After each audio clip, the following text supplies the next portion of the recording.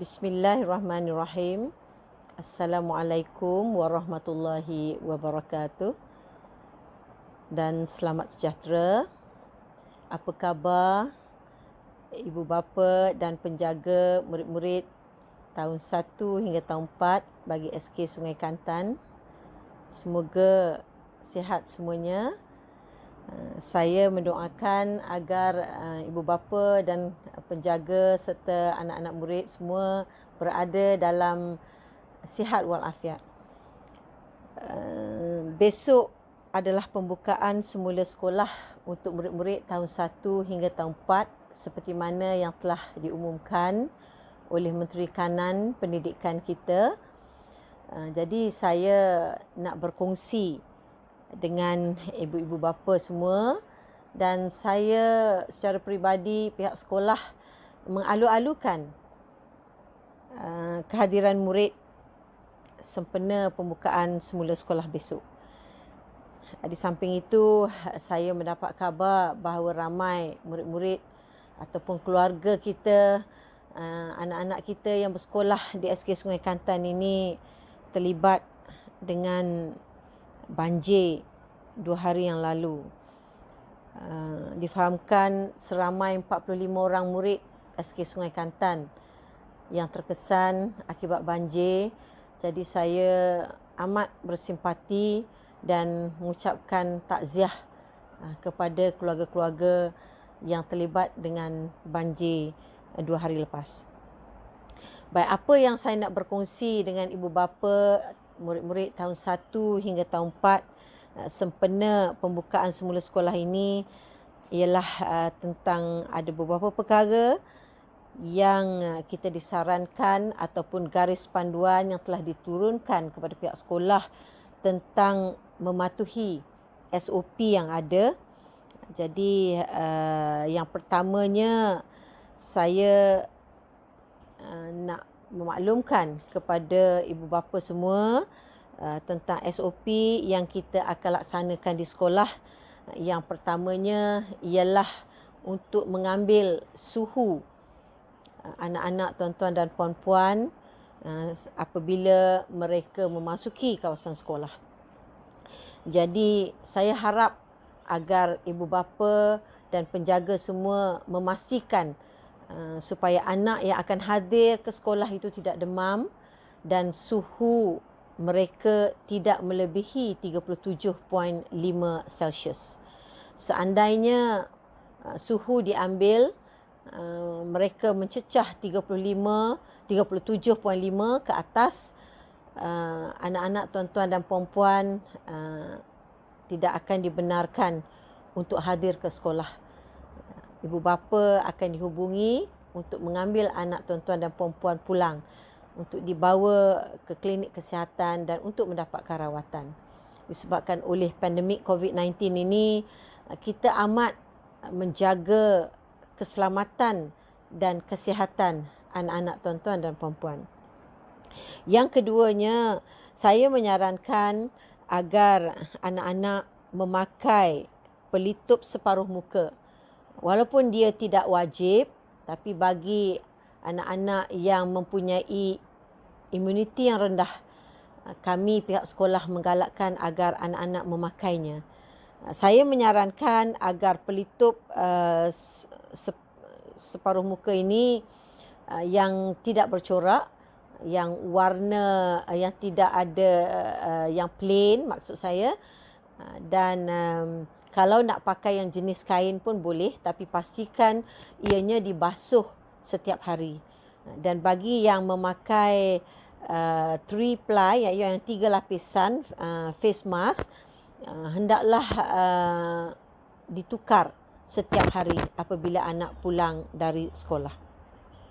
Di samping itu, pihak sekolah juga menyediakan sinki mengikut aliran, dan anak-anak dikendaki membasuh tangan dengan air dan sabun dan ataupun memakai hand sanitizer sebelum mereka masuk ke dalam kelas. Jadi semua perancangan ini telah diatur di mana guru-guru akan membantu anak-anak apabila mereka sampai ke sekolah dan akan mengawal pergerakan mereka di mana sepatutnya mereka membasuh tangan, dan laluan mereka akan ditunjuk oleh guru-guru yang bertugas. Dan satu lagi ialah tentang penjarakan sosial. Jadi dalam kawasan sekolah kita ada membuat garis-garis yang ukurannya 1 meter antara satu sama lain, yang menunjukkan penjarakan sosial, di mana saya harap ibu bapa dapat mengingatkan anak-anak tentang penjarakan sosial ini.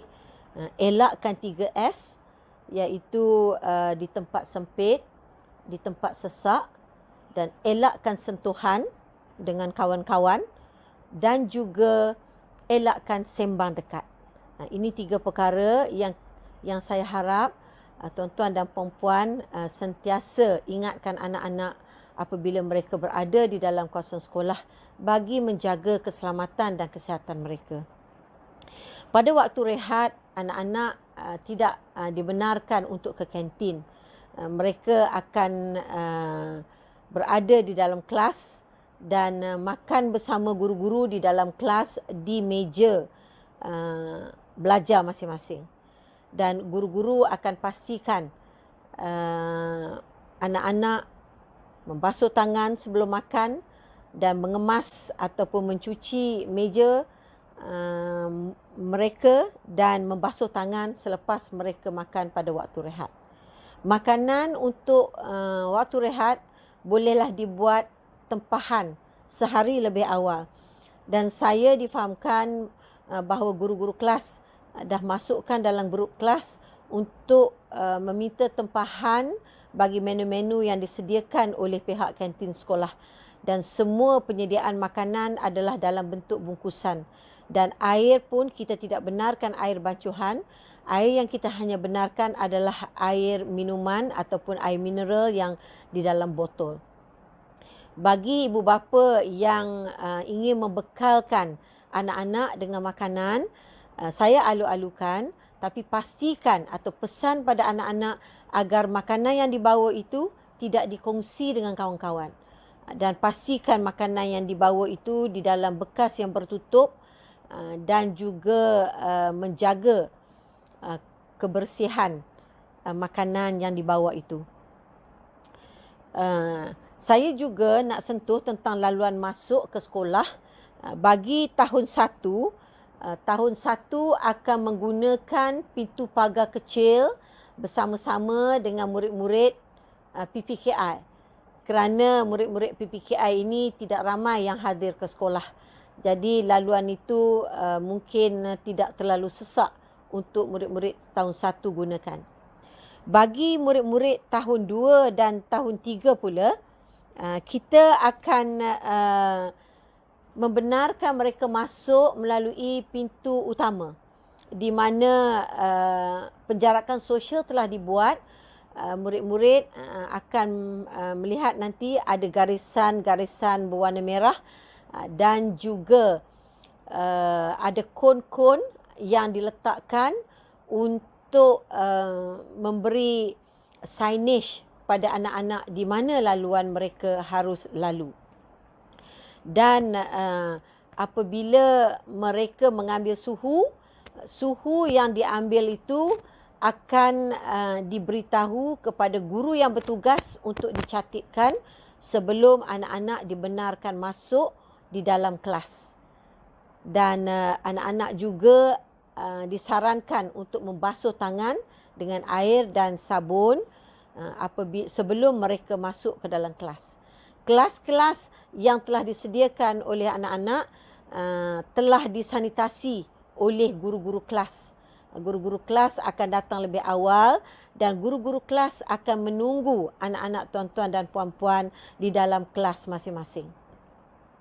Satu lagi ialah saya nak ingatkan tentang di dalam kelas, anak-anak tuan-tuan dan puan-puan tidak digalakkan untuk berjalan sana sini ke tempat kawan dan sebagainya, bagi mengelakkan penularan virus kalau ada, ya, sebab kita pun bimbang takut apabila anak-anak ini berhubung rapat antara satu sama lain, keselamatan mereka tidak terjamin. Saya juga nak berkongsi tentang waktu balik. Waktu balik juga anak-anak hendaklah mengikuti pintu-pintu yang telah ditetapkan kepada mereka, kecuali bagi ibu bapa yang mempunyai anak di tahap 1 dan tahap 2, di mana tahap 2 tahun 4, 5 dan 6 akan menggunakan pintu 2. Pintu yang berdekatan dengan prasekolah ataupun pintu yang diguna sama oleh kuartus guru. Jadi pintu itu kita khaskan kepada tahap 2, iaitu murid-murid tahun 4, 5 dan 6. Dan sekali lagi saya ulang, pintu 1 ataupun pintu utama adalah dikhaskan untuk murid-murid tahun 2 dan 3, dan pintu kecil berdekatan dengan kelas PPKI disediakan untuk murid-murid tahun 1. Jadi saya harap peranan ibu bapa seperti mana telah digariskan dalam garis panduan pembukaan semula sekolah ialah memastikan agar anak atau anak jagaan tuan-tuan dan puan-puan berada dalam keadaan sihat, menjaga kebersihan diri dan tidak menunjukkan gejala awal COVID-19 sebelum mereka hadir ke sekolah. Ini disebabkan kita bimbang. Kita bimbang takut kalau anak tidak sihat, risikonya amat tinggi seandainya dia hadir ke sekolah. Jadi kalaulah ada tuan-tuan dan puan-puan ataupun ibu bapa sekalian yang mempunyai pengimbas suhu di rumah, adalah lebih baik untuk mengambil suhu anak dulu sebelum menghantar mereka ke sekolah.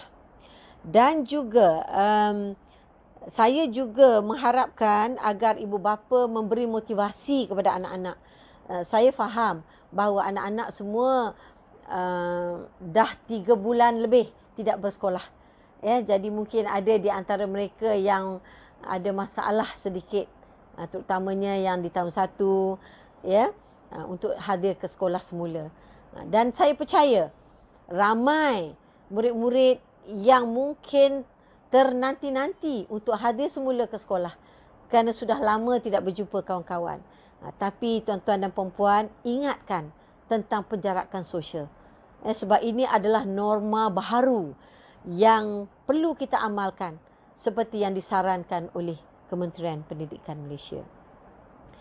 Saya juga memberi kelonggaran kepada ibu bapa yang mungkin mempunyai anak di tahap 1 dan juga di tahap 2. Saya menyarankan agar bagi yang mempunyai anak, contohnya di tahun 1 dan juga di tahun 4, saya menyarankan agar anak tuan-tuan dan puan-puan itu dihantar ke pintu utama mengikut pintu laluan adiknya, supaya kalau nak hantar kakak atau abangnya, sama ada hantar ke pintu 2 atau dia boleh juga kita benarkan untuk masuk di pintu 1, tapi dengan syarat dia terpaksalah berjalan jauh untuk dia mengambil suhu dan memberitahu gurunya di bahagian blok D. Jadi laluannya agak jauh sedikit. Walau bagaimanapun, saya tidak mensyaratkan bahawa kalau dia di tahap 2 dan dia ada adik di tahap 1, dia kena masuk mengikut laluan yang ditetapkan.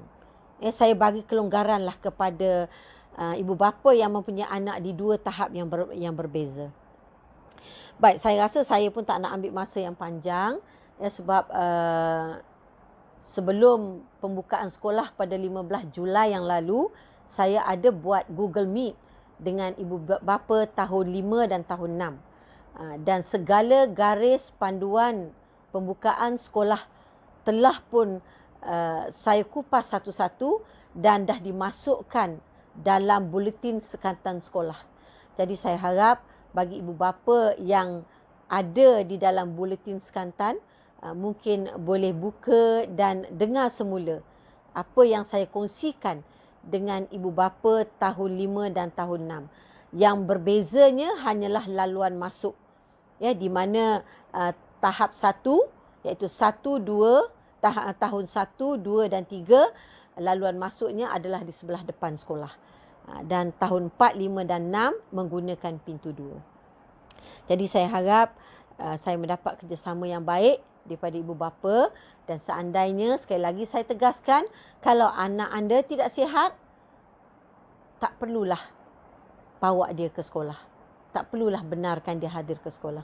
Dan bagi anak-anak yang berimuniti rendah, mungkin dia mempunyai penyakit-penyakit yang ada kaitan dengan pernafasan. Contohnya mempunyai penyakit asma ataupun sakit jantung dan sebagainya. Kalau boleh,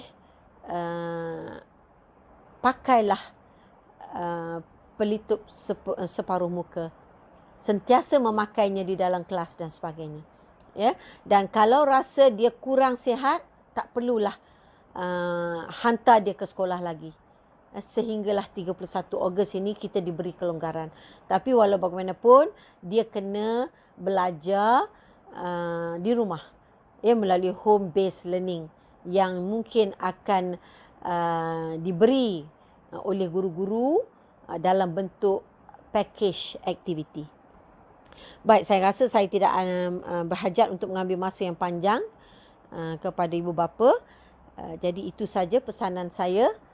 Jadi jagalah kesihatan diri dan keselamatan diri anak-anak tuan-tuan dan puan-puan. Semoga mereka sihat datang ke sekolah. So sebelum saya akhiri ucapan saya pada hari ini, saya mohon ampun dan maaf seandainya ada tersalah kata dan tersalah bicara. Sesungguhnya yang baik itu datangnya daripada Allah Subhanahu Wa Taala jua, dan yang tidak baik itu datangnya daripada saya sendiri. Sekian, wabillahi taufiq wa hidayah. Wassalamualaikum warahmatullahi wabarakatuh.